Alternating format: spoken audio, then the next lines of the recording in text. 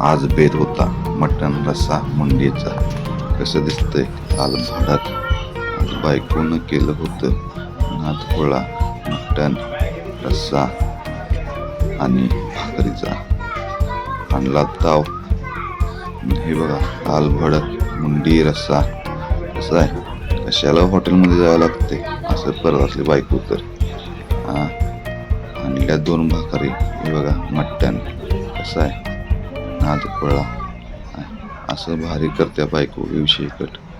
हे बघा मटमुळीत कसं आहे लुसलुशीत नादखोळा. असलं शिजले की कशाला हो तोंडात टाकले की रेगळते. हे बघा कसं आहे की नाही. यायला रस्सा मुंडीचा. बघा मुंडी कशी शिजवली. 2-3 तास नादखोळाच हाणलं की हाणलं.